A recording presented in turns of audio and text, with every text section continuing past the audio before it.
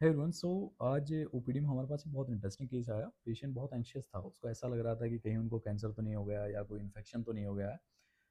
Patient को टंग पे white patches थे और रेड पैचेस थे, जिनको वाइट लाइन डिमार्केट कर रही थी। जब हमने पेशेंट को देखा तो हमने देखा कि पेशेंट को ज्योग्राफिक टंग है। अब ज्योग्राफिक टंग में होता क्या है? ज्योग्राफिक टंग बेसिकली एक मैप की तरह दिखती है। जैसे वर्ल्ड मैप को आप देखेंगे तो उस पर डिफरेंट पैचेस होते हैं, डिफरेंट कंट्रीज़ के मैप बने होते हैं और उनको लाइंस बनी हुई होती हैं। उसी तरह वो दिखती है। जो वाइट पैचेस और रेड पैचेस होते हैं टंग पे, टाइम के साथ में अपनी लोकेशन भी बदलते हैं, इसलिए उसको ज्योग्राफिक टंग कहा जाता है। एक हार्मलेस और सेल्फ लिमिटिंग कंडीशन होती है, इसमें कुछ करने की ज़रूरत नहीं होती है। हाँ, कुछ पेशेंट्स में पेशेंट को स्पाइसी फूड या हॉट फूड से सेंसिटिविटी हो सकती है।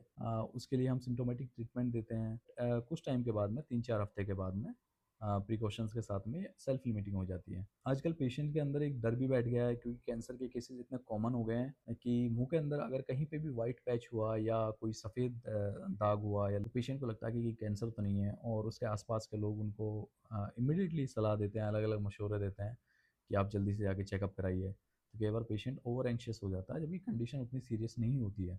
बट अगर आपको ऐसी कोई कंडीशन होती है, मुंह के अंदर छाले होते हैं या सफ़ेद पैचेस होते हैं, तो आप अपने नज़दीकी किसी भी मैक्सिलोफेशियल सर्जन को या अपने डेंटिस्ट को या ओरल सर्जन को, ईएनटी सर्जन को ज़रूर कंसल्ट कर सकते हैं।